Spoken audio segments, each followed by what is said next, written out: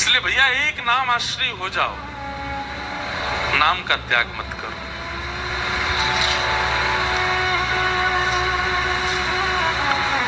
एक भगवान के परम भक्त थे केशवदास। क्या नाम था? केशवदास। तो श्री केशवदास जी का ऐसा चरित्र है कि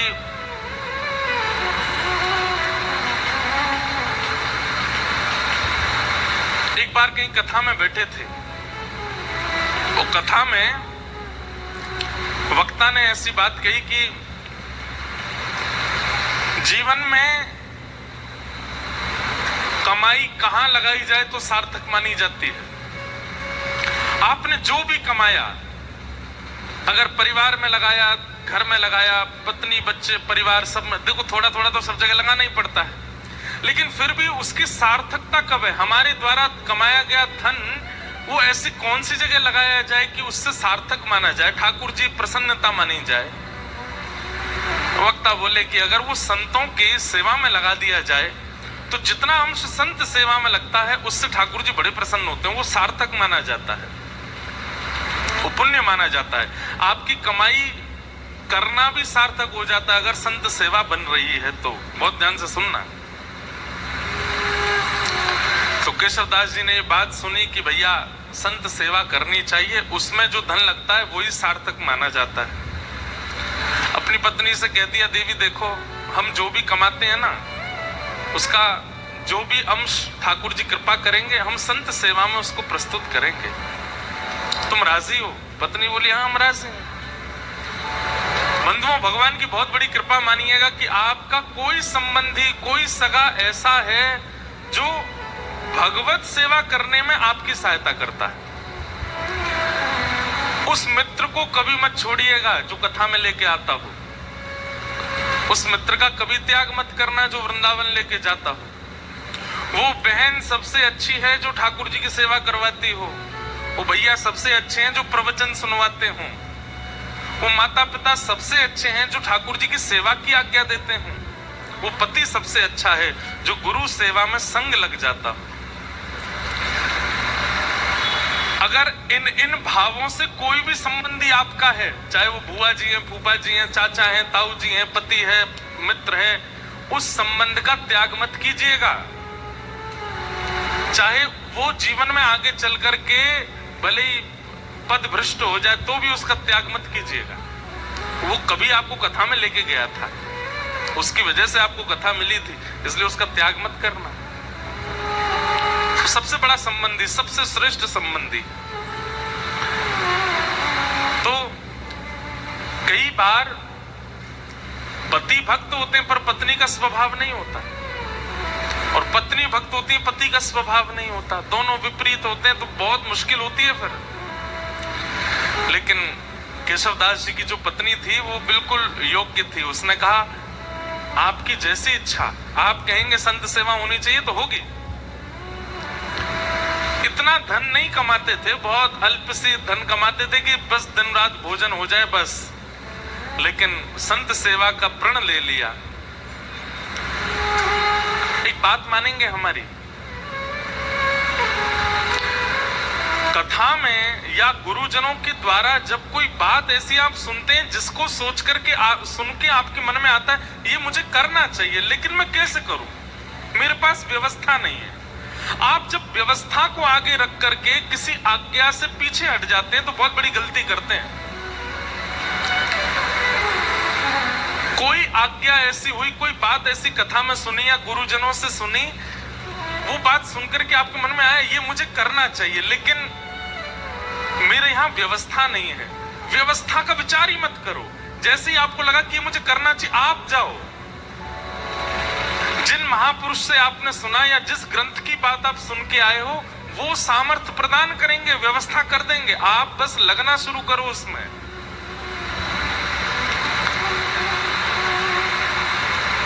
छोटा सा बच्चा स्कूल जाता है और किताब के अक्षरों को देख करके रोने लग गया। क्यों? वे क्या कीड़े मकोड़े से हैं, मुझे तो पढ़ी नहीं जा रहे हैं, मैं कैसे अपने पिता की तरह बनूंगा, मैं कैसे अपने चाचा की तरह बनूंगा, ये तो मुझसे पढ़ने में ही नहीं आ रहे। अरे भाई प्रयास तो कर, तो प्रयास करेगा तो धीरे धीरे समझ में आने लगेंगे। हम लोग हिंदू हैं, अगर अभी हिंदी अक्षर के 1 2 3 4 5 6 प्रकट कर दिए जाएं तो हमसे पढ़े नहीं जाएंगे, वो अक्षर भी हमें समझ में आने वाले नहीं है। प्रयास करेंगे तो सब समझ में आता है। इसलिए कभी कोई आज्ञा ऐसी आप सुनते हैं और उसके प्रति आपका भाव बनता है कि ये मुझे करना चाहिए। मान लीजिए किसी महापुरुष की वाणी से आपने सुना कि संत सेवा करनी चाहिए, सप्ताह में एक दिन निश्चित कर लो कि चाहे ढूंढ के करके आए संत सेवा करेंगे। आपके मन में आया कि मेरा मन तो हो रहा है कि मैं करूं, पर कैसे करूं? क्यों? व्यवस्था नहीं है, चाहे धन की कमी है, चाहे परिवार में कोई साथ देने वाला नहीं है, आदि आदि जो भी व्यवस्था का चिंतन करके रुकिए मत। मुझे संत सेवा करनी चाहिए, ठीक है, अगले सोमवार से मैं सोमवार संत सेवा करूंगा। आप तनिक से प्रारंभ तो करिए। आप प्रारंभ करोगे पूरा ठाकुर जी कराएंगे। केशवदास जी के चरित्र से सीखने को मिलेगा। केशवदास जी की व्यवस्था इतनी उचित नहीं थी कि वो संत सेवा कर सकते हैं, लेकिन कथा में सुन लिया तो मन बना लिया कि अब सेवा मुझे करनी है, और पत्नी का साथ लेकर के जो भी धन कमाते थे उससे बढ़िया प्रसादी बनाते, संतों को निमंत्रण देते, घर पर संत आते, प्रसाद पाते। भगवान की दया से इतना ही प्रसाद बनता कि संत जन पा लेते, उनके लिए नहीं बच पाता था। तो दोनों क्या करते, जो संतों की शीत प्रसादी होती थी उसी को इकट्ठा करते, उसी को पा लेते। कभी कभी वो मिल भी नहीं पाती थी। अब संतों से थोड़ी कहेंगे कि छोड़ जाना थोड़ा, वो बेचारे प्रेम से पाते थे तो कई बार मिलता भी नहीं था, लेकिन संत सेवा बनने लगी। लेकिन ठाकुर जी बहुत दिन तक अनुकूलता रहने नहीं देते। लिख लीजिएगा इस बात को, अगर बहुत प्रसन्नता में जीवन निकल रहा है, भूलिएगा नहीं, आएगा दुख, निश्चित आएगा। बहुत धन के साथ में अभिमान हो गया है कि मैं कुछ भी खरीद सकता हूं, मैं कुछ भी कर सकता हूं, मैं कुछ भी बना सकता हूं, मैं कहीं भी जा सकता हूं। एक दिन आएगा कहीं जाने लायक नहीं रहोगे। और ये विपरीत स्थिति में भी सुनिए, अगर बहुत कष्ट में जीवन जा रहा है तो परेशान मत होइए, एक दिन सुख आएगा। आज इतनी धन की व्यवस्था नहीं है कि आप एक ही वस्त्रों को 5-5 दिन तक पहनते हैं, है ही नहीं वस्त्र, चिंता मत कीजिए, एक दिन ठाकुर जी अनुग्रह कुछ करेंगे। एक स्थिति कांस्टेंट किसी की नहीं रह सकती, परिवर्तन तो होता है, चाहे वो वैष्णव हो चाहे वो संसारी हो। तो केशवदास जी सेवा करते थे। अब धीरे धीरे क्या हुआ, उनका धन जो था खत्म होने लगा, अब सेवा के लिए धन नहीं बचा। तो उन्होंने कर्जा लेने का मन बनाया कि मैं कर्जा ले लेता हूं, संत सेवा नहीं छूटनी चाहिए। अब बेचारा कोई धनवान नहीं होता, सामान्य होता है तो उसको कोई कर्जा भी नहीं देता। बाजार में निकल गए कर्जा लेने के लिए कि कोई हमें थोड़ी सी सेवा कर दो तो हम संत सेवा करेंगे। किसी ने भी उनको देने से मना कर दिया। लेकिन एक चतुर व्यापारी था, जब ये गए उसके पास, बोले आप जो कहेंगे हम ब्याज सहित आपको वापस कर देंगे, हमें थोड़ा सा धन दे दो, संत सेवा करनी है। तो व्यापारी ने कहा ठीक है हम दे देंगे तुमको धन, लेकिन बदले में हमको ब्याज सहित धन नहीं चाहिए, एक सेवा कर दो हमारी। ये तो नाचने लगे, बोले आप जो कहोगे सो करूंगा। क्या करना है पूछा नहीं, हम आप सब लोग होते तो पूछते, भाई हम जितना धन ले रहे हैं उसके समान ही मेहनत करेंगे। बोले आप धन दे दीजिए, मैं संत सेवा कर रहा हूं, उसके बाद आ जाऊंगा, आप जो कहोगे करने को तैयार हूं। धन दे दिया, संत सेवा हो गई। संत सेवा करने के बाद पत्नी से कह दिया देखो अब अगले 1 हफ्ते के लिए हमारे पास में खूब संपत्ति आ गई है, अब तुम चिंता मत करो, संतों की सेवा पर मैं किसी को कर्जा चुकाने जा रहा हूं। तो कर्जा कैसे चुकाओगे, आप धन तो है नहीं। बोले वो सेवा करनी है, उसी से चुक जाएगा। एक भला आदमी मिल गया, उसने कहा कि पैसा मत लौटाना, सेवा कर देना। केशवदास जी लौट करके गए उसके पास, बोले भैया बताइए क्या सेवा करनी है। आप कहें तो बर्तन मांज दूं, झाड़ू लगा दूं, पोंछा कर दूं, पुताई कर दूं, क्या करना है आप बताओ। बोले हमारी एक जमीन है, वहां पर कुआं खोदना है, कुआं खोदना है। कुआं खोदने का मतलब समझते हैं? कितनी गहराई में जाना पड़ेगा, जब तक जल ना आ जाए तब तक खोदते रहो, और जब वो जल निकलना प्रारंभ हो जाए उसके बाद भी कितने फीट अंदर तक खोदना पड़ेगा, फिर चिनाई करनी पड़ेगी, कुएं में पूरा उसको आकृति देनी पड़ेगी, फिर बहुत दिन तक जल खींचना पड़ेगा, सारा मतमेला जल निकल के जब बिल्कुल स्वच्छ जल आ जाएगा तब कुएं का निर्माण होगा। इतना तो धन भी नहीं लिया था उन्होंने जितना उनको सेवा दे दी, लेकिन प्रसन्न हो गए। जो आ गया, कहां जाना है बताइए? एक बार भी ये नहीं कहा कि आप ऐसी सेवा कैसे करा सकते हैं। पहुंच गए फावड़ा लेकर के और लगे, जैसे करते निकालते फेंकते करते, मिट्टी तो कोई गति जैसी बन गई थी, फावड़े चलने की आवाज, मिट्टी भरने की आवाज, फिर उसको दूर फेंकने, उसकी जो वो धुन बन गई थी उसमें इतना उनको सुख मिलने लगा था कि वो राम राम जपते हुए ये करते थे।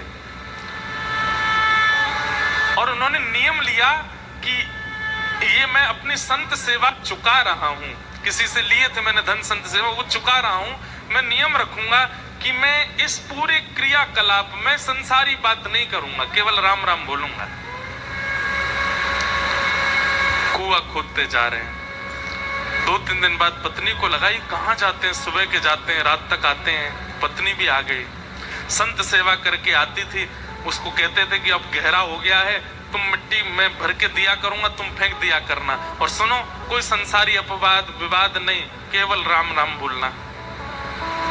उनका तो अच्छा भजन हो गया, बोले कि हम इतने प्रसन्न रहने लगे केशवदास जी, बोले भजन भी हो रहा है और मेरे पैसे भी चुक रहे हैं।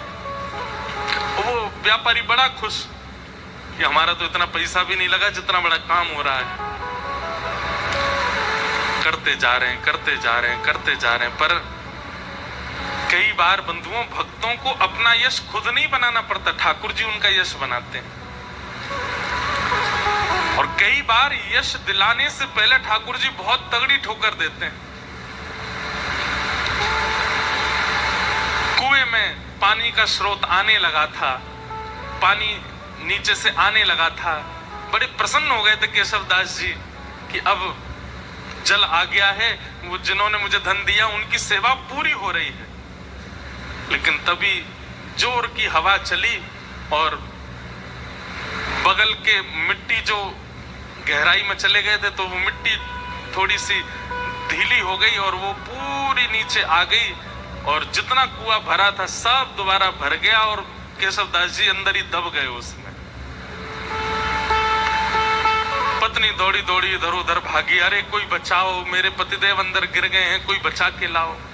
कोई धनवान मानी व्यक्ति होता तो लोग प्रयास भी करते, केशवदास जी बेचारे सामान्य व्यक्ति, किसी ने मदद नहीं की। सब सोचने लगे कितना गहरा, तुम्हारे पति को 1 महीना लगा इतना अंदर जाने में, हम इतने भीतर तक मिट्टी कैसे निकालेंगे बाहर।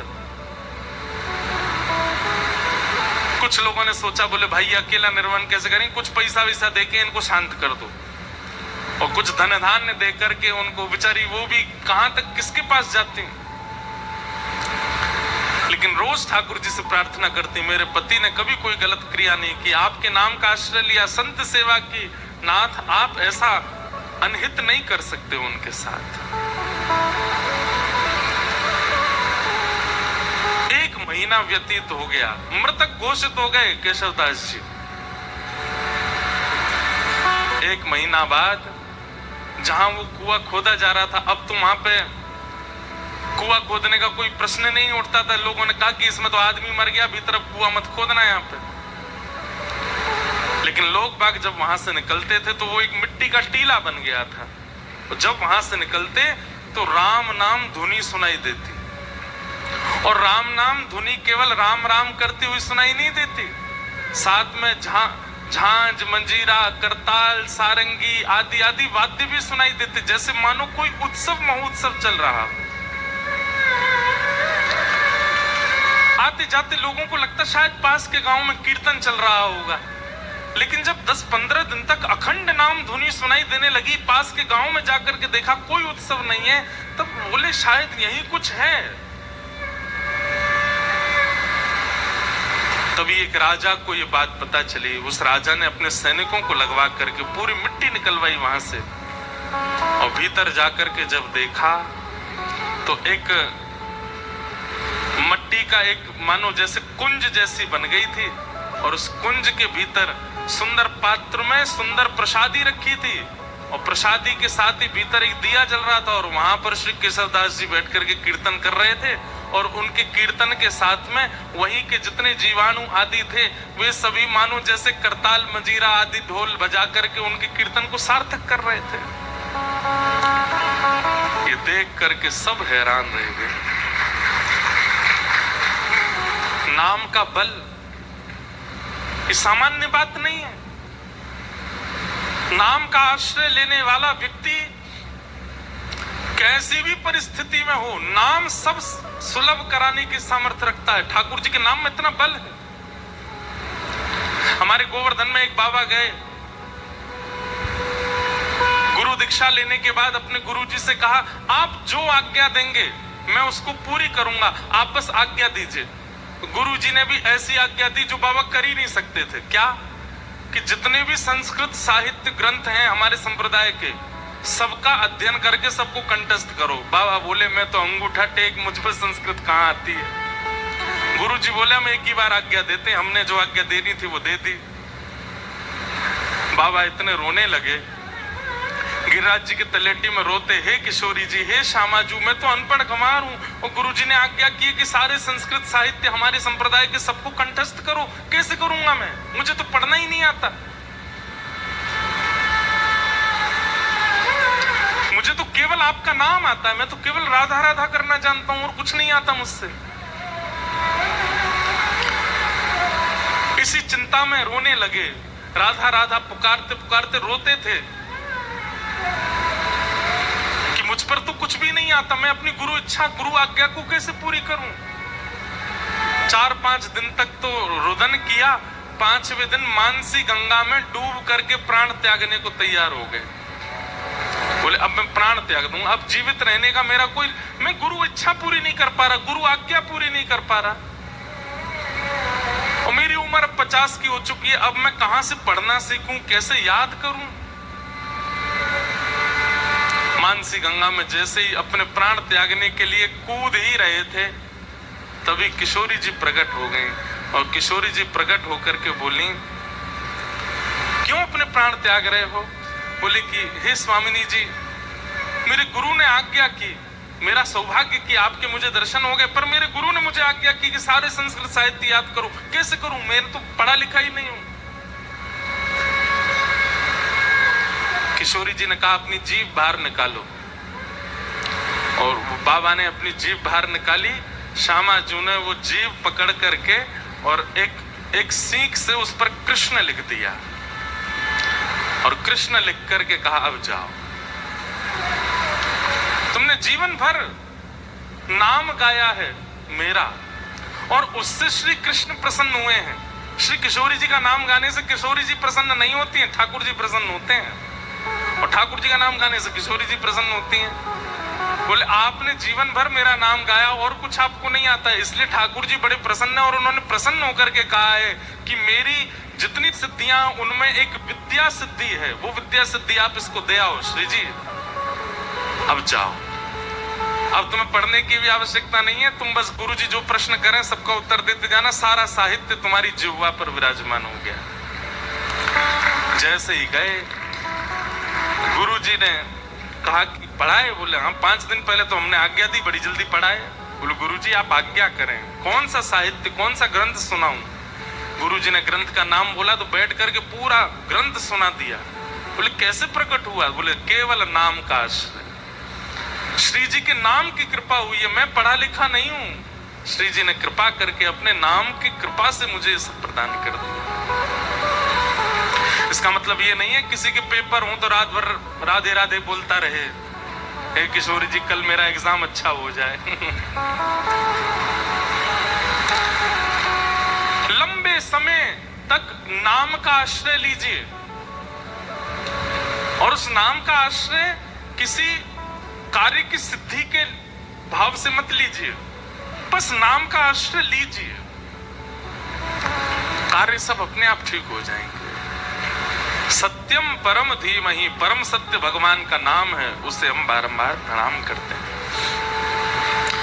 धर्म प्रोजित कई तमुत्र परमो निर्मत्सराणां सतां वैद्यं वास्तवमत्र वस्तु शिवदं तापत्रयोन्मूलनम् श्रीमद्भागवते महामुनिकृते किं वा परैरीश्वर सद्यो हृद्यवरुध्यते त्रिकृतिभिः शुश्रूषुभिस्तत्क्षणात्। धर्म प्रोजित कई तवोत्र परमो, परम धर्म की इच्छा चित्त में प्रकट होना, ये विषय है भागवत जी का। परम धर्म का मतलब क्या होता है?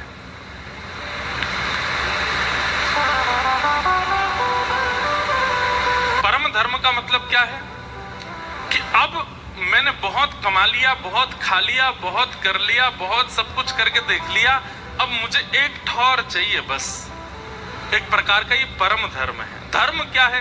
कमाने में निपुणता प्राप्त करना, घर परिवार को संभालने में निपुणता प्राप्त करना, बच्चों का ब्याह करना, पत्नी को संभालना, परिवार को संजोना, व्यापार भी उचित कर, ये सब धर्म के अंतर्गत आता है। पर परम धर्म का मतलब क्या है? अब इस देह का तो मैंने कल्याण कर लिया, अब आत्मा का कल्याण करना है, वो परम धर्म है। एक दिन ऐसी चेतना मन में प्रकट हो जाए कि बस अब इस आत्मा की सदगति मुझे देखनी है, कैसे होगी? अब मुझे एक आश्रय चाहिए। आपने सुना होगा प्राचीन काल की जितनी भी राजाओं की कथा सुनाते हैं व्यास मंच से, सब में क्या कहते हैं? एक उम्र आने पर राजा वन को चले गए, राजा वन में जाकर के भजन करने लगे। पर आजकल कोई वन में नहीं जाता, वन ही नहीं बचे। आजकल कोई वन में नहीं जाता। लेकिन एक बात कहें, इस कलिकाल में वन श्री वृंदावन है। आपका मन जिस दिन वृंदावन की ओर बढ़ जाए, मन जिस दिन वृंदावन के अलावा और किसी को प्रायोरिटी ना देता हो, उस दिन समझ जाना कि बस यही हमारा वनवास है, यही हमारा वन गमन है। मन में और कोई इच्छा ना आवे वृंदावन के अलावा। बंधुओं, कभी कभी अपनी भक्ति ऐसे नापा कीजिए कि आपको ठाकुर जी और दूसरी तरफ संसार की कोई वस्तु रख दी जाती हो और एक चीज चुनने को कही जाती हो, फिर अपने मन को देखा करो कहां की तरफ आकर्षित हो रहा है। जैसे एक तरफ तो ठाकुर जी का राजभोग प्रसाद है और दूसरी तरफ पिज्जा है, बर्गर है, बढ़िया बढ़िया चीजें हैं संसारी जो ठाकुर जी को भोगने लगी। अब अपने मन से पूछो, एकांत में किया करो, ये सबके सामने करोगे तो सबको पता चल जाएगा। और कई बार सबके सामने तो आप आडंबर भी कर सकते हो, जबरदस्ती प्रसाद ही पकड़ोगे। पर कभी कभी अपने आप से पूछिए कि आपका मन किस तरफ जा रहा है। आप नाम जप करते हैं, रोज तिलक लगाते हैं, कथाएं सुनते हैं, कभी कभी नाप तोल के देखा तो कीजिए कि भक्ति की स्थिति पहुंची कहां अभी। बहु व्यंजन एक तरफ रख दीजिए और ठाकुर जी का प्रसाद एक तरफ रखिए और बिल्कुल बिना चीटिंग के देखो कहां की तरफ, किसकी सुगंधी की तरफ, किसके स्वरूप की तरफ जीव में पानी आ रहा है, मन जा रहा है। अगर वो संसारी वस्तु के प्रति हो रहा है तो फिर उसके बाद भजन में एक माला बढ़ा दो, थोड़ा सत्संग और बढ़ा दो। और यदि वो ठाकुर जी के प्रसाद की ओर भाग रहा है, बहु व्यंजन सामने रखे लेकिन मन में इच्छा ही प्रकट नहीं हुई, ठाकुर जी का प्रसाद प्रधान है, अब ये समझ जाओ कि हमारे गुरु की कृपा, हमारे भजन का प्रभाव, हमारी सत्संग, हमारे पुण्यों का प्रभाव, ठाकुर जी हमें प्रिय लग रहे हैं। अब प्रसन्न हो जाओ। स्थानों को रखो, एक तरफ अपॉर्चुनिटी है आपके पास कहीं विदेश जाने की और एक तरफ अपॉर्चुनिटी है फ्री समय हम वृंदावन भी जा सकते हैं। कहां जाना चाहिए? लेकिन मन में विदेश का ही आएगा। यहां बोल रहे हो आप लोग, आप विदेश जाने के लिए पहले हाँ करोगे, वो वहां जाना है। कभी कभी ये नाप तोल करके देखा कीजिए कि कहां की तरफ रुझान ज्यादा है, और यदि वो रुझान भगवत सेवा के प्रति, भगवत वस्तुओं के प्रति बढ़ रहा है, तो इसका मतलब क्या है? आप परम धर्म के मार्ग पर अब निकल चुके हो, अब उसके प्रयास और ज्यादा कीजिए। अब ठाकुर जी ने चुन लिया है, अब इस मार्ग को और निपुणता से इस मार्ग पर आगे बढ़िए। धर्म प्रौजित गई तवोत्र परमो निर्मत सराणाम सता।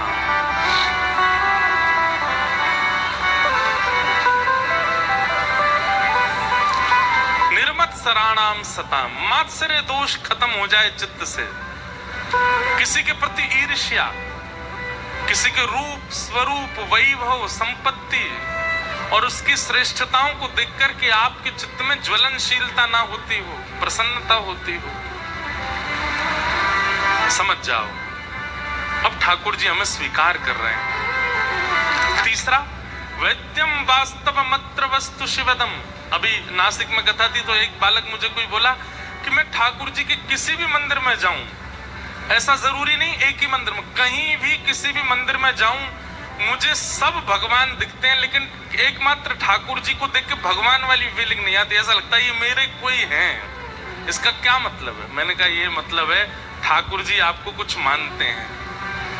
बोले मैं पंडरीनाथ जी को देखता हूँ, बोले रुक्मणी मैया को देखता हूँ तो मुझे लगता है ये भगवान है। मैंने कहा भाई ऐसा मत करे, उनको भी कुछ मान ले अपना। बोले नहीं महाराज जी, हनुमान जी को देखूं, गरुड़ जी को देखूं, गणेश जी को देखूं, मंदिर में जिनको भी देखता हूं सबके प्रति भगवान की भावना आती, पर मुख्य ठाकुर जी वंशी वाले हों या लड्डू गोपाल हों, ये कहीं भी दिख जाते हैं दुनिया में तो ये लगता है ये मेरे हैं, ये मेरे अपने। मैंने कहा भाई देख, प्रियतमा होती है ना पत्नी, भले उसका पति बहुत बड़ा कलेक्टर बन जाए, बाकी सब लोग तो उसके सामने सल्यूट करेंगे, पर पत्नी को वो अपनी किसी भी स्थिति में चला जाए, कितना भी श्रेष्ठ बन जाए, कितना भी उचित बन जाए, वो उसको हर स्टेज पर, हर परिस्थिति में, हर स्थिति में अपना ही लगता है। संबंध है तभी तो अपना लगता है। मां को अपना बेटा कोई श्रेष्ठ व्यक्ति नहीं दिखता है, बेटा बेटा ही दिखता है। ऐसे अगर ठाकुर जी के प्रति भगवत भावना आकर के कोई अपनत्व की भावना आती है, उसका मतलब है ठाकुर जी भी संबंध मान चुके हैं, अब बस ढूंढो कि वो संबंध है कौन सा। हम तो ये कहते हैं भैया भारत में जितने ठाकुर जी के मंदिर है ना, इन सबको अपना परिवार ही बना लो। जैसे श्री पंडरीनाथ भगवान है, ये कौन है? बोले ये हमारे फूफा जी हैं। वहां की रुक्मणी मैया बुआ जी हैं। कोई पूछे कहाँ जा रहे हो? फूफा जी के घर जा रहे हैं। पंढरपुर जा रहे हैं नहीं बोलो, कहाँ जा रहे हो? बुआ जी के यहाँ जा रहे हैं अपने। एक दो बार तो आदमी यही सोचेगा, और इतनी निपुणता से बोलो कि सामने वाले को यही लगे कि बुआ जी के यहाँ जा रहे हो। 5-6 बार बाद उसको पता चले कौन सी बुआ जी तुम्हारी? बोले चंद्रभागा नदी के तट पर रहती हैं, रुक्मणी मैया हमारी बुआ जी हैं, ठाकुर जी हमारे फूफा जी हैं। द्वारिका के ठाकुर जी को अपने जीजा जी मान लो, वहां की रुक्मणी मैया हमारी बहन है। अब कहाँ जा रहे हो? जीजा जी के यहाँ जा रहे हैं। जगन्नाथपुरी में कौन है? बोले हमारे चाचा जी हैं, चाचा जी से मिलने जा रहे हैं। बद्रीनाथ भगवान, बोले ये तो नाना जी हैं हमारे। अच्छा बद्रीनाथ वैसे भी नाना जी हैं, क्यों? श्रीमद् भागवत का निर्माण बद्रीनाथ में ही हुआ, और भागवत जगत माता है, और माता जी का जो जन्म स्थान होता है वो नानी का घर ही होता है। तो लो ऐसे भी संबंध बन गया कि वो नाना जी हैं। श्री राधा रमन जी कौन है? बोले ये तो हमारे प्रियतम है। बिहारी जी कौन है? ये हमारे सखा हैं। राधा वल्लभ जी कौन है? बोले ये हमारे सखा के सखा हैं। ऐसे कोई संबंध, सबसे संबंध बना लो और फिर उस संबंध का निर्वहन कीजिएगा, उस संबंध को निभाइएगा, उसी संबंध से जाइए, उसी दृष्टि से देखिए, उसी भाव से मिलिए। बिहारी जी अगर आपको भाई के रूप में लगते हैं और कभी बहुत भीड़ हो जाए तो भीतर जाकर के थोड़ा रोष भी बहन की तरह कर सकते हो या भाई की तरह कर सकते हो। अरे भैया तो बहुत बड़ा होगा, अब तो दर्शन ही ना दे हमें, इतनी भीड़ है गई है, कोई धक्का मारे कोई भगा दे यहाँ से, ऐसा मत करे भैया लाला, मिल लेकर हमसे। ठाकुर जी अनुग्रह करेंगे, ठाकुर जी कृपा करेंगे। आप संबंध मानिए, ये बात कोई मनगणंत नहीं है, ये भगवत वाणी है। वैद्यम वास्तवमत्र वस्तु शिवदम, ठाकुर जी से संबंध मानो। गोस्वामी तुलसीदास जी कहते हैं, मोहे तोहे नाते अनेक मानिए जो भावे, जो भावे वो संबंध ठाकुर जी से मानो।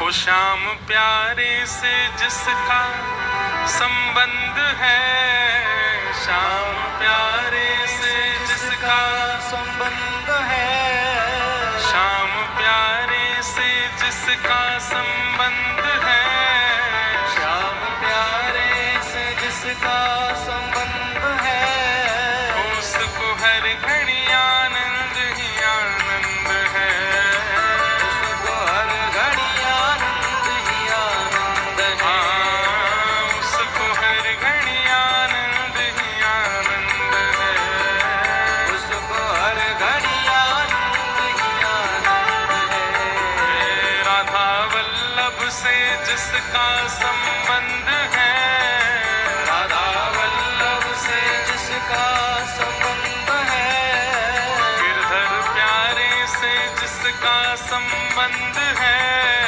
गिरधर प्यारे से जिसका संबंध है, उसको हर घड़ी आनंद ही आनंद है, उसको हर घड़ी आनंद ही आनंद है, उसको हर घड़ी आनंद ही आनंद है। उसको हर घड़ी आनंद ही आनंद है। झूठी ममता से करके किनारा, झूठी ममता से करके किनारा, झूठी ममता से करके किनारा, झूठी ममता से करके किनारा, बोल के सच्चे प्रभु का सहारा, लेके सच्चे प्रभु का सहारा, लेके सच्चे प्रभु का सहारा, लेके सच्चे प्रभु का सहारा, और जो उसी की रजा में रजामंद है, जो उसी की रजा में रजामंद है, जो उसी की रजा में रजामंद है, जो उसी की रजा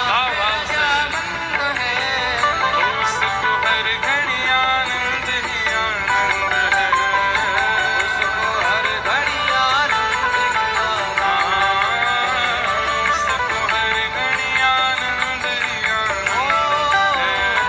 उसको हर घड़ी आनंद ही आनंद है। ओ राधा वल्लभ से जिसका संबंध है, राधा वल्लभ से जिसका संबंध है, ओ प्यारे गिरधर से जिसका संबंध है, ओ प्यारे गिरधर से जिसका संबंध है, उसको हर घड़ी आनंद ही आनंद है, उसको हर घड़ी आनंद ही आनंद है, उसको हर घड़ी आनंद ही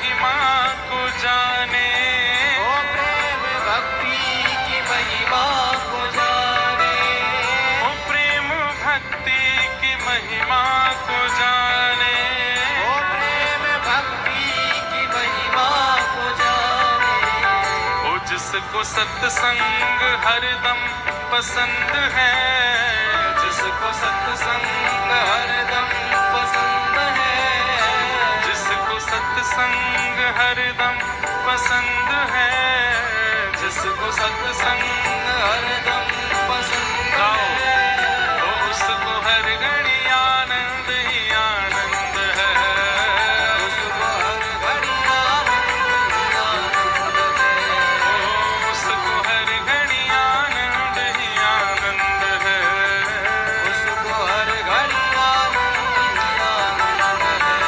ओ श्याम प्यारे से जिसका संबंध है, श्याम प्यारे से जिसका संबंध है, प्यारे माधव से जिसका संबंध है, ओ प्यारे माधव से जिसका संबंध है, ओ उसको हर घड़ी आनंद ही आनंद है, उसको हर घड़ी आनंद ही आनंद है, उसको हर घड़ी आनंद ही आनंद है।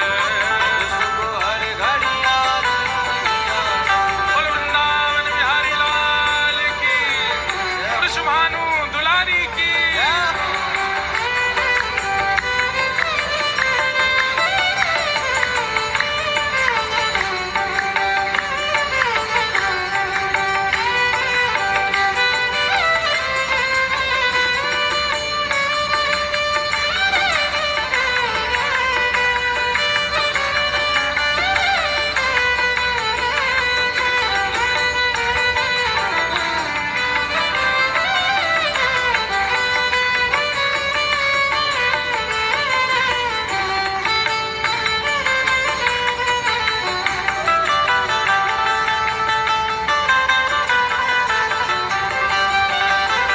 निंदा चुगली न जिसको सुहावे, निंदा चुगली न जिसको सुहावे, निंदा चुगली न जिसको सुहावे, निंदा चुगली न जिसको सुहावे, तो बुरी संगत की रंगत ना भावे, ओ बुरी संगत की रंगत ना भावे, हाँ बुरी संगत की रंगत ना भावे।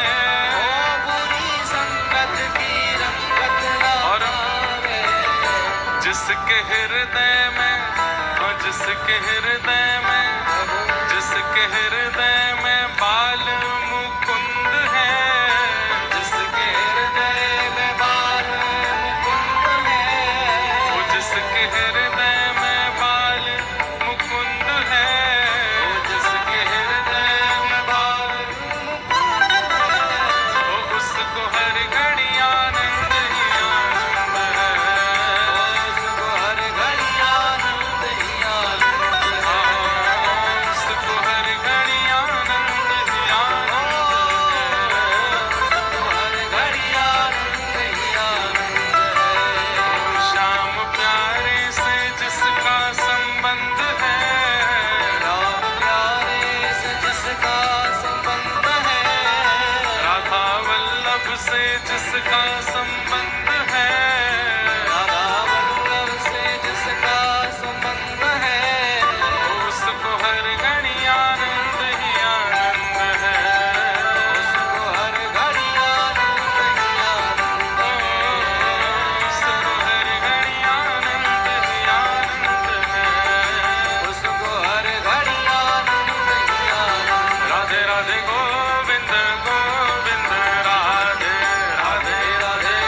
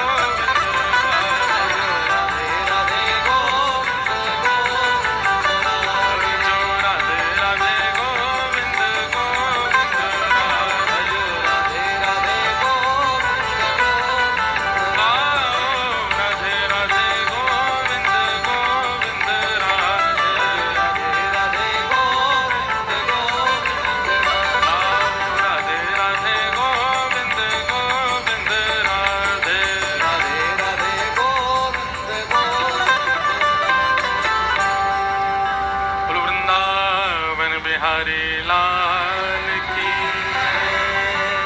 विराज जाओ सब लोग।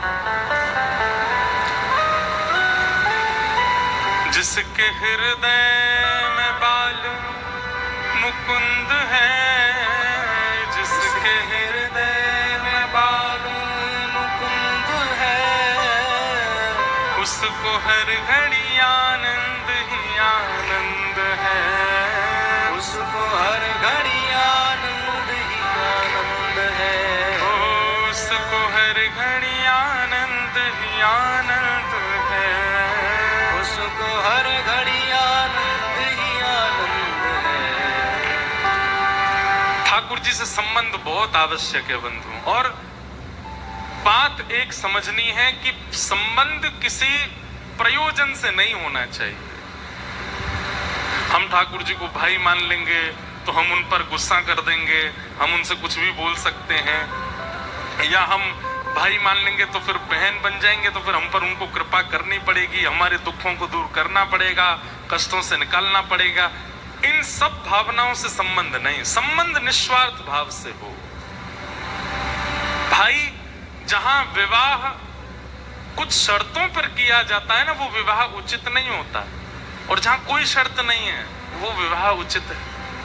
सबसे ऊंची प्रेम से, सबसे ऊंची प्रेम, प्रेम के वश अर्जुन रथ, हाँ क्यों प्रेम के वश। ठाकुर जी ने रथ चलाने के पीछे कुछ मांगा अर्जुन से, या कोई कामना थी ठाकुर जी की, या कोई अभिलाषा थी? कुछ नहीं। भूल गए ठकुराई सबसे ऊंची प्रेम। अच्छा, आज हम एक बात बोल रहे हैं, लिख लीजिएगा कहीं। ठाकुर जी को नापसंद 3 लक्षण हैं। अगर वो मानव के अंदर हैं तो ठाकुर जी से आप बहुत दूर हो। ठाकुर जी को बिल्कुल पसंद नहीं है 3 लक्षण। सबसे पहला ईर्ष्या। आप क्रोधी हो, ठाकुर जी को भा जाओगे। कितने क्रोधियों को मिले हैं भगवान। आप लोभी हो तो भी ठाकुर जी को भा जाओगे। आप मोही हो तो भी ठाकुर जी को भा जाओगे, लेकिन ईर्ष्यालु हो ठाकुर जी को प्रिय नहीं लगोगे। तो सबसे पहला लक्षण, अगर ये 3 लक्षणों में से एक भी हमारे अंदर है, प्रयास कीजिए बाकी लक्षणों को धरे रहने दो कोने, इन 3 पर काम करो। सबसे पहला ईर्ष्या। ईर्ष्या चित्त में नहीं होनी चाहिए, और अगर ईर्ष्या है तो उस ईर्ष्या के लिए भजन करो। भगवत प्राप्ति के लिए बाद में भजन करेंगे, पहले खुद को बना तो लें योग्य। ईर्ष्या। दूसरा लक्षण स्वार्थ। ठाकुर जी के पास जब जाते हैं तब स्वार्थ से ही जाते हैं, बिना स्वार्थ के तो उनका नाम ही याद नहीं आता है। आज तक जितनी भी बार हम स्वार्थ से गए ना, उनका भी प्रायश्चित करना चाहिए हमको। अब हम कहां तक गए, देखो व्यक्तिगत आप हमसे मिलोगे तो हम यही कहेंगे, भैया आप कहोगे हमारे घर में कोई बीमार है, हम कहेंगे ठाकुर जी से प्रार्थना करो सब मंगल होगा। लेकिन मंच से कह सकते हैं, कितने ऐसे महापुरुष हुए हैं हमारे भारत में, उनके परिवार में ऐसा कोई असाध्य रोग हो गया तब भी ठाकुर जी से नहीं कहा। एक द्वारिका के भक्त थे, नाम मुझे याद नहीं आ रहा। सुदामा जी जैसी स्थिति थी उनकी, भोजन के लिए उनके पास में घर में अन्न नहीं था। पत्नी बोली, द्वारिकाधीश से प्रार्थना करते हैं ना कि हमें अन्न प्रदान करें। तो वो अपनी पत्नी को उपदेश देते हुए क्या बोले, देवी एक बात बताओ, जिसने हमको जीवन भर दिया हो, कभी कभी ऐसा मन में भाव आता ना कि ये पहले ही इतना दे चुके हैं इनको, और हम मांग करके क्यों अपना स्वरूप बिगाड़ें। उन पत्नी बोली, क्या दिया ठाकुर जी ने हमको? कुछ भी तो नहीं। अच्छा, तो तुम देख कैसे पाती हो? आंख किसने दी तुमको?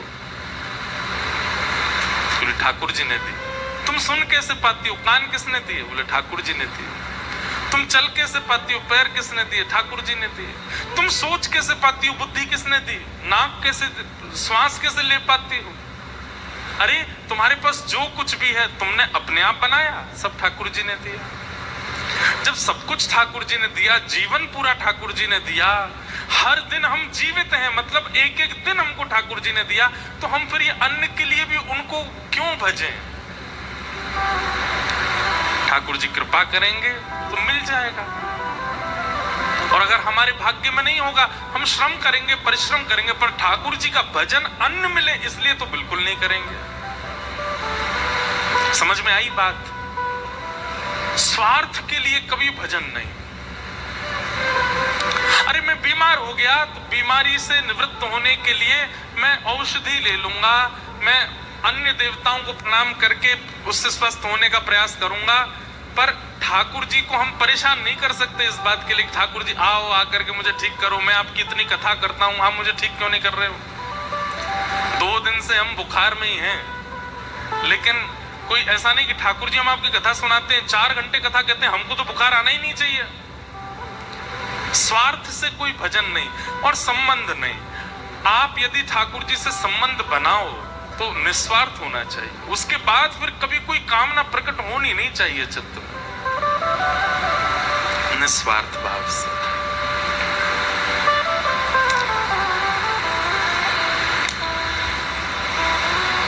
वैद्यम वास्तवमत्र वस्तु शिवदम, ठाकुर जी से संबंध बनाओ। तापत्रयोन्मूलनम, श्रीमद् भागवत जी क्या करती हैं? तीनों प्रकार के तापों का उन्मूलन कर देती है। मतलब ताप तो आते हैं पर उन तापों का प्रभाव इतना नहीं होता जीवन पर। संसार में तो ऐसे ऐसे लोग हैं कि अगर सब्जी में नमक कम पड़ जाए तो वो भोजन नहीं करते, इतना ज्यादा ताप संताप सताने वाले लोग भी हैं संसार में। श्रीमद्भागवते महामुनि कृते किंबा परैरीश्वर सद्यो हृदयवरुध्यते त्रिकृतभि शुश्रूषुभिस्तच्छण। हम 3 लक्षण बता रहे थे, 2 ही बताए, तीसरा रह गया। याद दिलाया करो, कभी ऐसी कोई बात हुआ करे तो हमें अपने आप ही याद आई। तो पहला लक्षण क्या बताया था? ईर्ष्या। दूसरा लक्षण क्या बताया था? स्वार्थ से संबंध। और तीसरा लक्षण है भगवत जनों का अपराध। ये 3 लक्षण ऐसे हैं जिससे कभी ठाकुर जी प्रसन्न नहीं हो सकते। इन 3 लक्षणों से युक्त व्यक्ति वो चाहे जो कर ले दुनिया के काम, ठाकुर जी उससे खुश नहीं हो सकते। ईर्ष्यालु व्यक्ति, स्वार्थी व्यक्ति और भगवत जनों के प्रति दोष बुद्धि रखने वाला व्यक्ति। रैदास जी का नाम सुना आपने? उनका एक बहुत सुंदर पद है,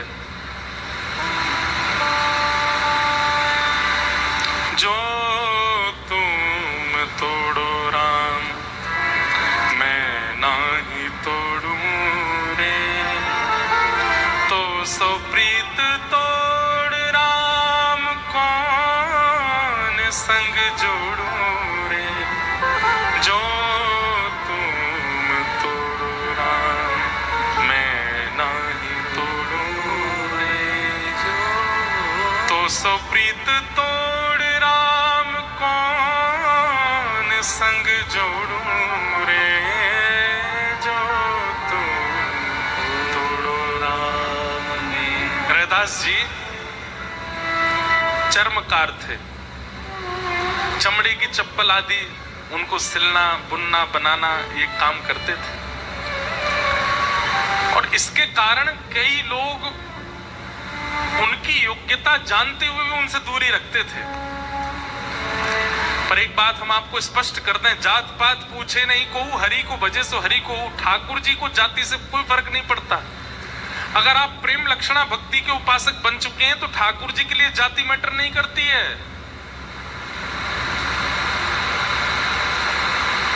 रैदास जी एक बार अपने ठाकुर जी की सेवा करने के बाद भाव में चले गए, मानसी में चले गए, और मानसी में उन्होंने क्या देखा कि ठाकुर जी के दर्शन करने के लिए, उनके ठाकुर जी के दर्शन करने के लिए कोई मानव नहीं आए हैं, साक्षात इंद्र, साक्षात ब्रह्मा, साक्षात देवी देवता पधारे हैं।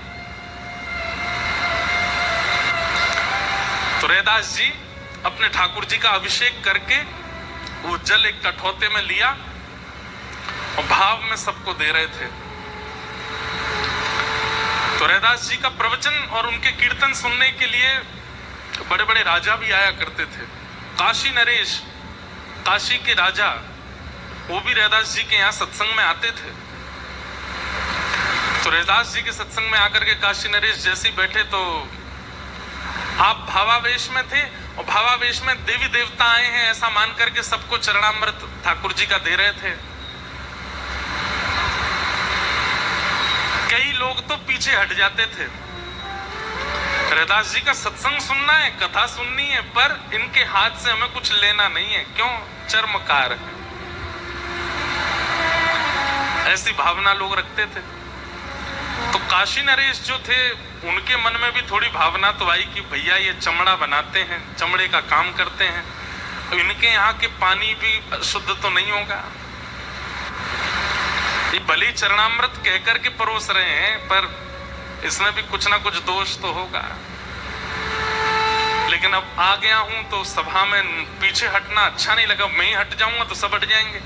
तो काशी नरेश ने हाथ आगे किया, रैदास जी ने चरणामृत दिया और वो चरणामृत लेकर के काशी नरेश ने मुख के पास ले जाकर के पिया नहीं, पहले ही उड़ेल दिया ऐसे, और वो सारा उनके वस्त्रों पर गिर गया और सबको ऐसा दिखा कि इन्होंने पी लिया। लेकिन वो जो जल उनके वस्त्रों पर गिरा उसकी छाप ऐसी बनी जैसे मानो केसर के जल की होती है ना, पीली पीली हल्दी के जल की छाप। सफेद वर्ण का वस्त्र पहना था, सब पीला पीला पीला हो गया नीचे तक। सत्संग सुनने के बाद काशी नरेश गए और अपने मंत्री आदियों का धोबी के यहाँ भिजवाओ, उसको धुलवा दो। जब कपड़े धुलने के लिए धोबी के यहाँ गए तो धोबी से कहा कि भाई देखो बहुत महंगी शेरवानी है राजा की, इसमें ज्यादा रगड़ा मत मारना और ये दाग जाना भी चाहिए। धोबी ने मन में विचार किया पूरा धोने का तो कोई मतलब बनता नहीं है, थोड़ी सी जगह पे ये पीला पीला धब्बा है, इतने पे ही जल डाल करके इसी को ठीक साफ करने का प्रयास करता हूं। और उसने जल डाल करके खूब किया, नहीं हटा, तो उसने सोचा मुख से दांतों से इसको करने का कोशिश करता हूं। और जब मुख में लेकर के जैसे ही उसने वो दांतों से किया, उसका एक कण उसके मुख में चला गया। चरणामृत का तो था ही वहां पर। और मुख से लगाने के बाद जब दांतों से उसको करने लगा, एक कण जब उसके मुख में चला गया, उसके बाद जब उसके नेत्र खुले तो उस कण का ऐसा प्रभाव हुआ, वो जिसको देख रहा है उसमें उसको ठाकुर जी दिखाई दे रहे हैं। सामने धोबी का गधा खड़ा था, उन्हीं को दंडवत कर, ओ हो जय हो मेरे राम जी, धनुष लेकर के खड़े हो, आप कितने सुंदर लग रहे हो, आपकी बलैया ले लूं।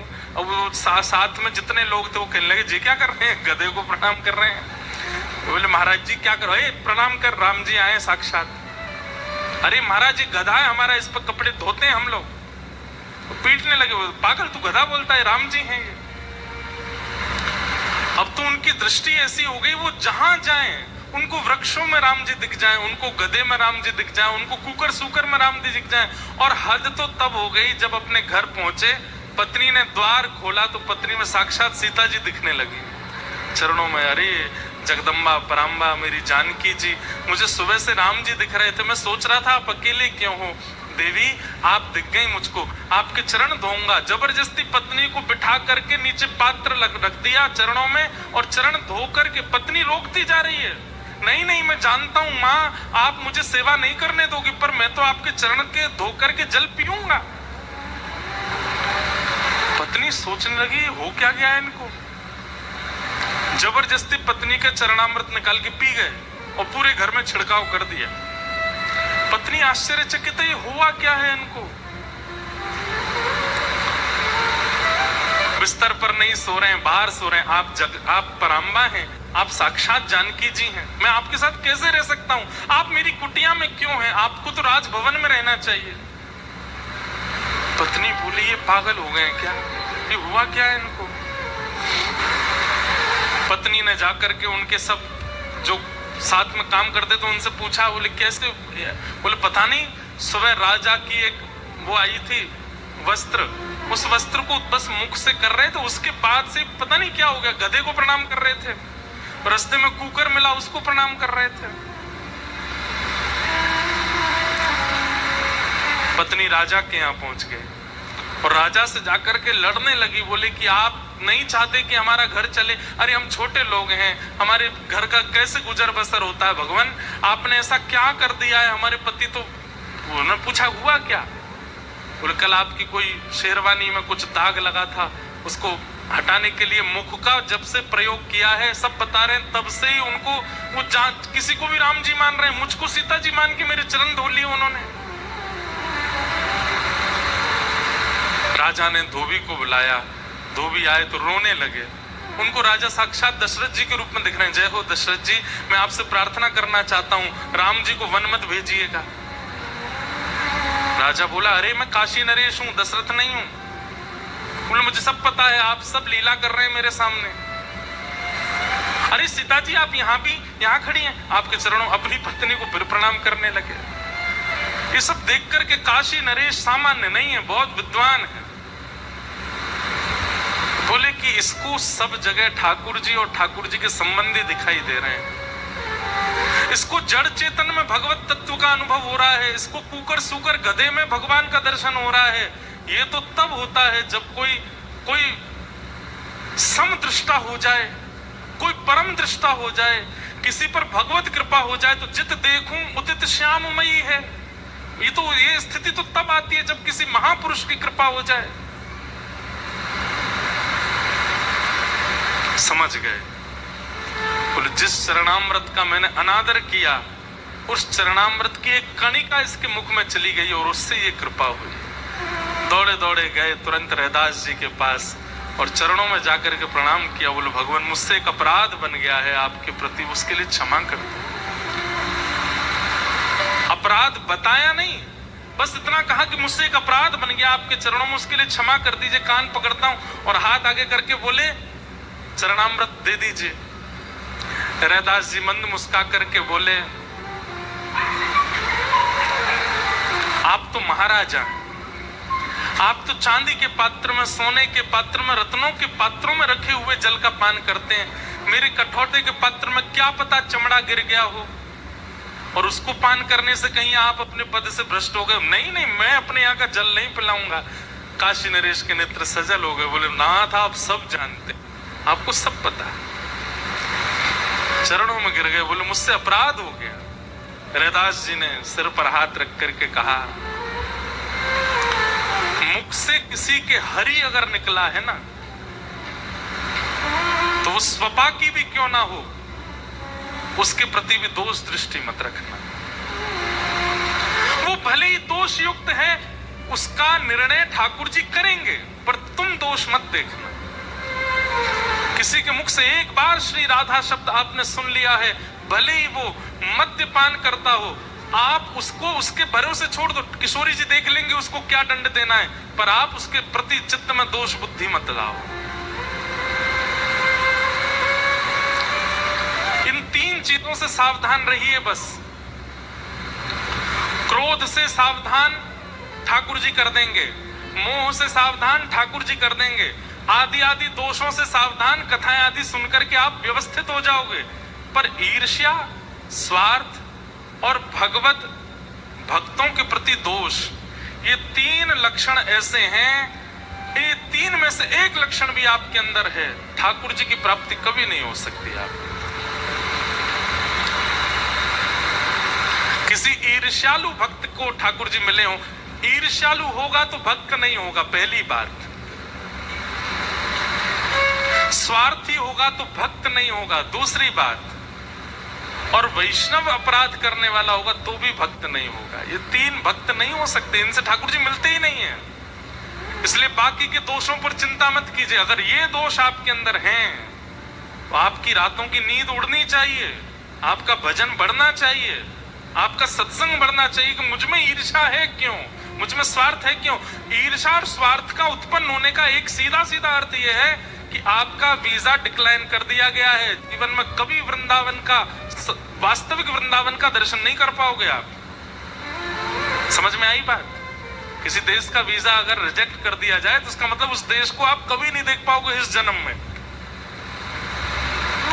ठीक वैसे ही ईर्ष्या का होना, स्वार्थ का होना और वैष्णवों के प्रति, भगवत जनों के प्रति दोष दृष्टि का होना एक प्रकार से निज वृंदावन का वीजा रिजेक्ट हो गया, ये समझ लीजिए। कभी नहीं दिखेगा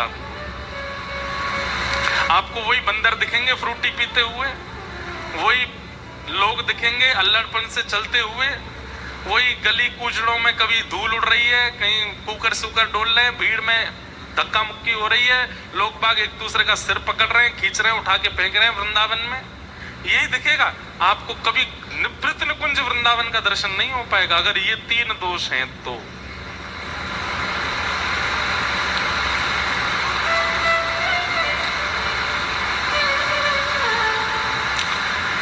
इसलिए भाई भगवत प्राप्ति के लिए भजन बाद में कीजिएगा, पहले स्वयं को सुधारने के लिए कर लीजिए।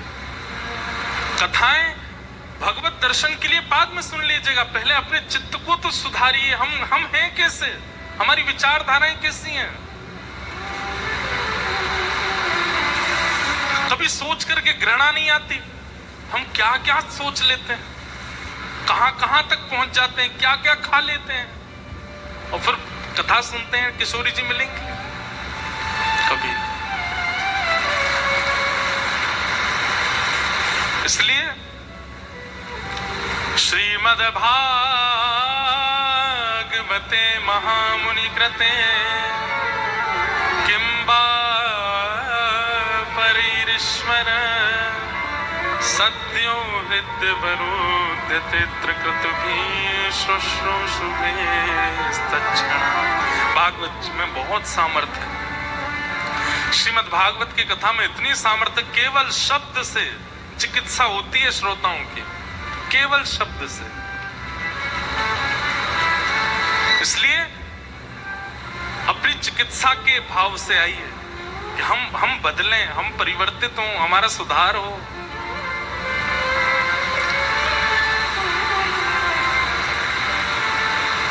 निगम कल्प तरोर गलितम फलम सुखमुखादमृतद्रव संयुतम पिबत भागवतम रसमालयम मुहुर्हो रसिका भुवि भावुका। भागवत की कथा को खूब पियो।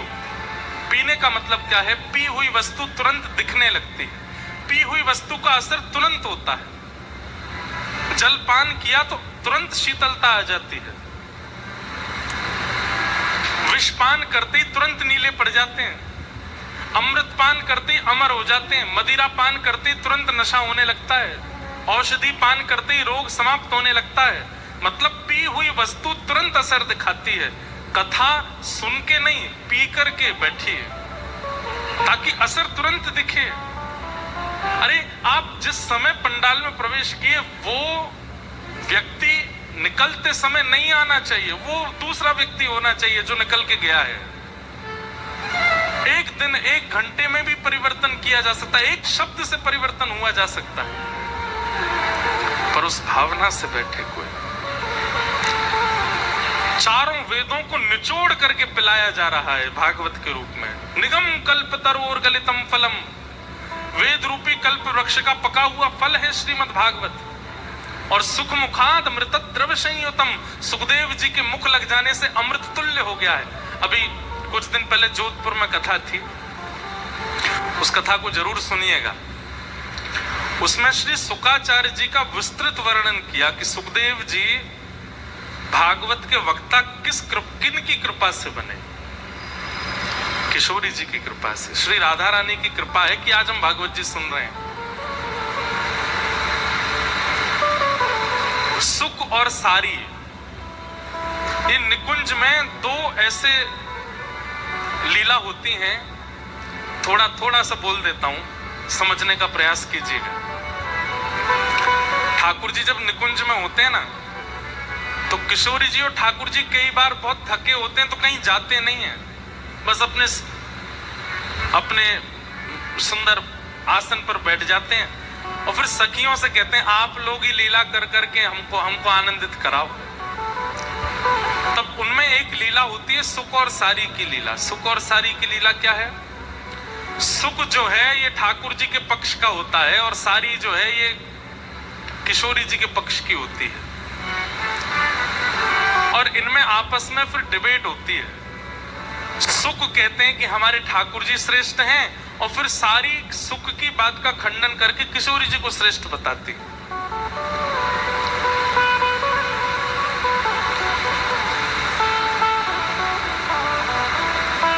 जैसे सुख कहेगा हमारो लाला तो ऐसो फल है जामे ना तो छिलका है और ना गुठली है, रस ही रस है। समझ रहे हैं बात को? बोले हमारो लाला तो ऐसो फल है जामे ना तो छिलका है ना गुठली है, अंगूर है हमारो लाला तो। ये बात सुख कहेगा। कहीं ते भी चख के देख लो, चाहे आके नेत्रन्य देख लो, चाहे आके वाणी सुन लो, चाहे आके अंग देख लो, चाहे आके रों को देख लो, चाहे आकी चाल देख लो, चाहे आके वस्त्र देख लो, चाहे आकी ढाल देख लो, चाहे आकी मुस्कान देख लो। अरे भैया अधरम मधुरम वदनम मधुरम हसितम मधुरम चलितम मधुरम वमितम मधुरम समितम मधुरम मधुराधिपते अखिलम मधुरम। हमारे लाला में तो सब मधुर ही मधुर है।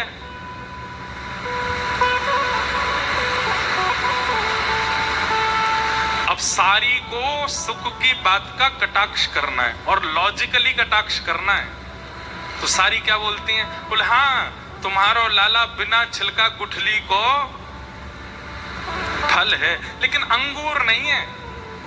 तो कौन सा है? बोले गन्ना। कौन है? बोले गन्ना। बोले गन्ना काहे को? बोले गन्ना के छिलका में भी रस होवे और गुठली वहां में होवे ही ना है, लेकिन गन्ना को स्वरूप दारी के जब तक निचोड़ो नहीं तब तक रस निकले नावा में थे। अब जैसे आपने ताली बजाई ऐसे किशोरी जी ताली बजाती, वाह वाह वाह वाह, ये कितना अच्छा कटाक्ष किया। फिर ठाकुर जी कहते हैं हे सुख हम हार रहे हैं, जिता भैया। फिर सुख एक नई बात लेकर के आता है और फिर सारी उसका फिर कटाक्ष करती। बहुत अच्छा संवाद है, उस कथा में हमने विस्तार से बताया है। एक घड़ी ऐसी आती है कि सुख भगवान की रूप माधुरी का वर्णन करने लगता है, और रूप माधुरी का वर्णन करते करते करते करते करते करते करते उसके मुख से ठाकुर जी बगल में बैठे हैं, पर ठाकुर जी की रूप माधुरी का वर्णन सुनकर के किशोरी जी मोहित हो जाती। जबकि ठाकुर जी बगल में बैठे हैं, लेकिन उसके मुख से सुनने में जो सुख मिल रहा है वो किशोरी जी को देखने में नहीं मिल रहा है। जब वो सभा पूरी हो गई तो किशोरी जी ने अपनी एक सखी को बुलाया, सुदेवी, और सुदेवी से कहा कि आज जो सुख बोल रहा था जरा उसको मेरे पास लेके आना। और किशोरी जी उसको अपने निकुंज में ले गई और निकुंज में जाकर के उसको बैठा दिया। बोले आज तुम कैसा वर्णन कर रहे थे ठाकुर जी के रूप का? बोले जब सुबह सुबह यशोदा मैया नभाती हैं तो कैसे लगते हैं ठाकुर जी? सुख सुख बताता है। बोले अरे मैं कैसे बताऊं, सुबह सुबह लाला जब उठे सोए के तो रात को लगो काजर सब मीड़ मीड़ के अपनो पूरा फैला लें, मुखते दूध पान करें, कछु यहाँ ते गिरे कछु यहाँ ते, नेत्र थोड़े थोड़े खिलें, कटाक्ष नेत्र ठाकुर जी के धीमे धीमे खुलें, यशोदा मैया की गोद से उतरे नहीं है, नहावे के काजे रो में कि मो नहानो नहीं है। और तब यशोदा मैया जबरदस्ती लाला को कटकाचनी पहना दे। ठाकुर जी के हाथ ऐसे गदमदरा से हैं, ठाकुर जी को पेट ऐसा है, और जैसे ही यशोदा मैया जल डालती हैं तो ठाकुर जी के रोंगटे खड़े हो जाते हैं और ठाकुर जी मचल जाते हैं, यशोदा मैया से गले लग जाते हैं। मैया जल बहुत सीरो है, या कुने तातो कर दे। सीरे को मतलब ठंडो और ताते को मतलब गर्म। ठाकुर जी कहें मैया जल बहुत सीरो है, या तातो कर दे। फिर यशोदा मैया जल ताता करती हैं, फिर ताते जल को छू छू करके ठाकुर अब भी सीरो या तातो कर दे, और ताता हो जाता है।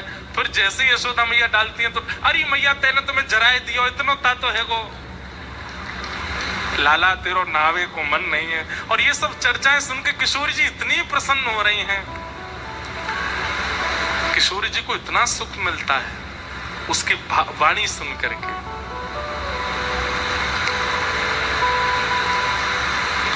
अब तो किशोरी जी कभी निकुंज में जाती हैं, कभी वन में जाती हैं, कभी कक्ष में बैठी होती हैं, कहीं भी वो सुख साथ ही रहता है। इसलिए कई स्वरूपों में आपने देखा होगा किशोरी जी के कभी कंधे पर सुख बैठा है, कई घरों में सेवा में भी जैसे किशोरी जी की ऐसी मुद्रा है तो यहाँ पे एक सुख बैठा देते हैं। क्यों? ठाकुर जी का गुणानुवाद सुनाता है किशोरी जी को, किशोरी जी को इतना भाता है, उसके भाव इतने प्रिय लगते हैं किशोरी जी को। तब किशोरी जी कहती हैं कि इस भाव से कितने रसिकों का कल्याण होगा। हे सुख, तुम पृथ्वी पर जाओ और पृथ्वी पर जाकर के ठाकुर जी के यश का गुणगान करके आओ।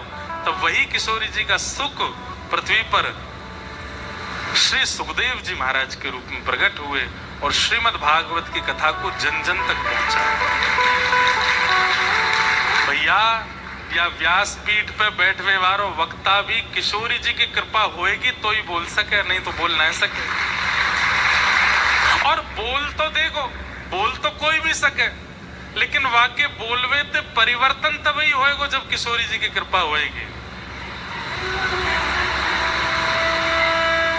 हमारी किशोरी जी की कृपा से सुख प्रादुर्भाव होता है और ऐसे श्री सुखाचार्य जी महाराज प्रकट हुए। इसीलिए कहा गया सुख मुखाद अमृत द्रव संयुतम। श्रीमद् भागवत की कथा रस युक्त है, पर सुखदेव जी के मुख से निर्झरित होने के बाद अमृत के समान हो गई है। क्यों?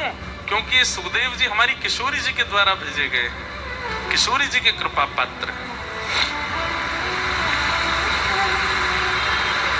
बैठी रहूं कुंजन के कोने, बैठी रहूं कुंजन के कोने, श्याम राधिका गाऊं,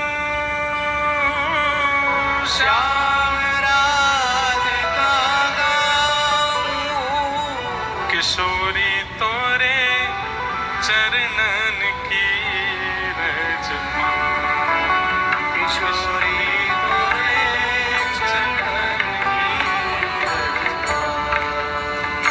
पाऊं, किशोरी तोरे चरणन की रज पाऊं, किशोरी तोरे चरणन की रज पाऊं, बैठी रहूं कुंजन के कोने, बैठी रहूं कुंजन के कोने, बैठी रहूं कुंजन के कोने, बैठी रहूं कुंजन के कोने, श्याम राधिका गाऊं, श्याम राधिका गाऊं, किशोरी तोरे चरणन की रज पाऊं, किशोरी तोरे चरणन की रज पाऊं, श्री राधे तोरे चरणन की रज पाऊं, श्री राधा तोरे चरणन की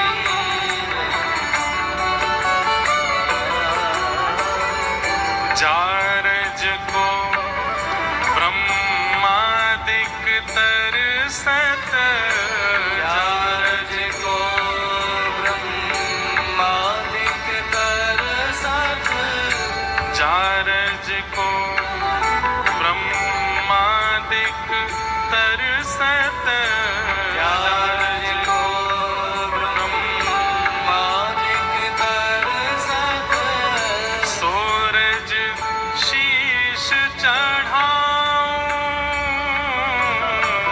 सूरज शीस चढ़ाऊं, सूरज शीश चढ़ाऊं, सूरज शीस चढ़ाऊं,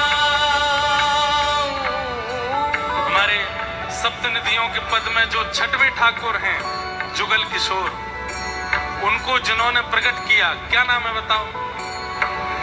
हरिराम व्यास, व्यास जी महाराज, उनका ये पद है, बहुत सुंदर पद है। और मैं तो कहता हूं कि भाई ब्रज प्राप्ति की इच्छा हो ना, इस पद को रोज गाया करो, रोज अपने ठाकुर जी के सामने सुनाया करो। व्यास स्वामिनी की छवि निरखत, व्यास स्वामिनी की छवि निरखत, व्यास स्वामिनी की छवि निरखत, व्यास स्वामिनी की छवि निरखत, विमल विमल जस गाऊं, विमल विमल जस गाऊं, विमल विमल यश गाऊं, विमल विमल जस गाऊं, किशोरी तोरे चरणन की रज पाऊं, किशोरी तोरे चरणन की श्री राधे तोरे चरणन की रज पाऊं, श्री राधे तोरे चरणन की श्री श्यामा तोरे चरणन की रज पाऊं, तेरी श्यामा तोरे चरणन की श्री राधे तोरे चरणन की रज पाऊं, श्री राधे तोरे चरणन सुख मुखाद अमृत द्रव संयुतम। तो भागवत जी भी आज हम सब के मध्य में जो सुखाचार्य जी के रूप से प्रकट हुई हैं, वो भी किशोरी जी की कृपा है, किशोरी जी की कृपा से। और भागवत जी को सुनना नहीं है, पीना है। वो परिवर्तन 9 बजे कथा विश्राम पर परिवर्तन आना चाहिए, तब कथा सुनने की योग्यता है। नहीं तो इतना धन का खर्चा, इतना सब व्यवस्थाओं का कोई औचित्य नहीं है। वो परिवर्तन दिखना चाहिए आपके भीतर, और परिवर्तन नहीं भी आया तो परिवर्तन करने का संकल्प होना चाहिए कि अब ये परिवर्तन, अब ये बदलाव अपने जीवन में करना है।